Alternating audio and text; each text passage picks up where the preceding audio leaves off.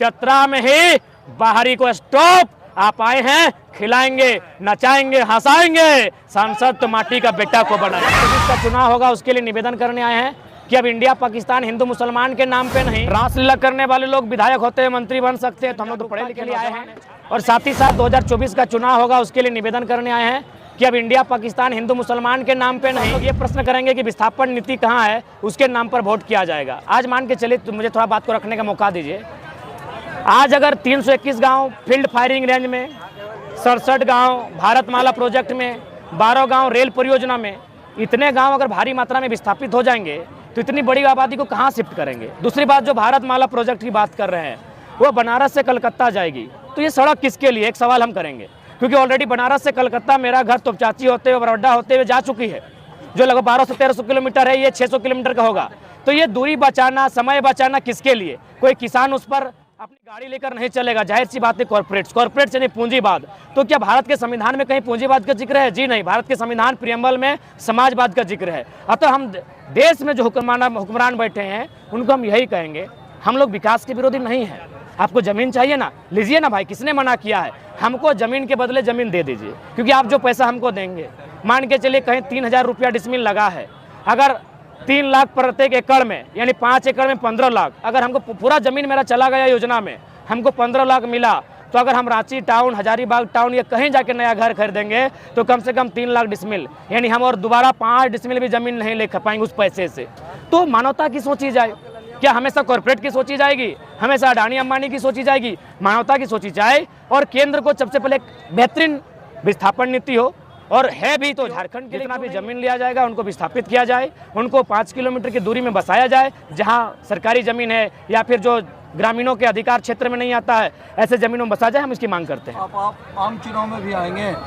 जी हाँ, मुझे लगता है जब रासलीला करने वाले लोग विधायक होते हैं, मंत्री बन सकते हैं, तो हम लोग तो पढ़े लिखे नौजवान हैं, छात्र हैं, संविधान की धाराओं को पानी की तरह पीते हैं, जीते हैं, उसके साथ सोते हैं, हमें आना चाहिए। डुमरी उपचुनाव में क्या होगा सर? देखिए, डुमरी उपचुनाव, चूंकि मेरा मानना है हम लोग 2024 की रट लगाए हैं, 24 यानी पूर्ण व्यवस्था परिवर्तन, तो उपचुनाव एक ऐसा समय खाली हुआ है जब किसी का देहांत हुआ है। हम लोग नहीं चाहेंगे युवा एक ऐसी सीट से अपना उद्घाटन करे जहां किसी की मृत्यु हुई। अगर भ्रष्टाचार पे भेंट चढ़ता सीट हम लोग आते हैं, वो भ्रष्टाचार का मामला नहीं है, वो कहीं ना कहीं मृत्यु का मामला है। हम लोग मृत्यु पर कदम रख के अपनी राजनीति की शुरुआत नहीं करेंगे।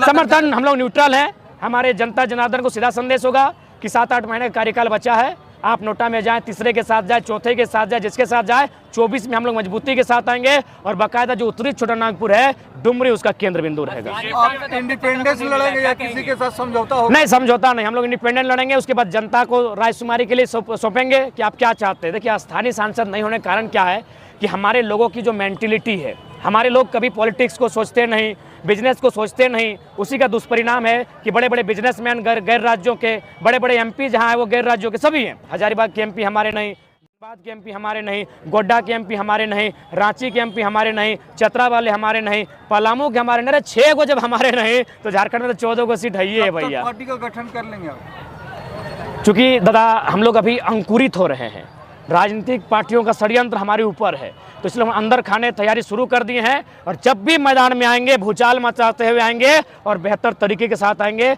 बाकायदा आप लोग का आशीर्वाद है, हम लोग बेहतर स्थिति में होंगे। में चतरा है? बिल्कुल, चतरा सबसे पहले है, केबीसी में सवाल है, चतरा सबसे पहले है। क्या हम इतने खुदगर्ज हैं? ये हम में इतनी जरूरत नहीं कि यहाँ का बेटा 70 सालों के इतिहास में एमपी ना बन सके। जब एमपी नहीं बनेगा तो नीति नियम कौन बनाएगा? हमारी बातों को संसद में रखेगा कौन? इसीलिए सबसे पहले चतरा में ही होगा। चतरा में ही बाहरी को स्टॉप। आप आए हैं, खिलाएंगे, नचाएंगे, हंसाएंगे, सांसद तो माटी का बेटा को बनाएंगे।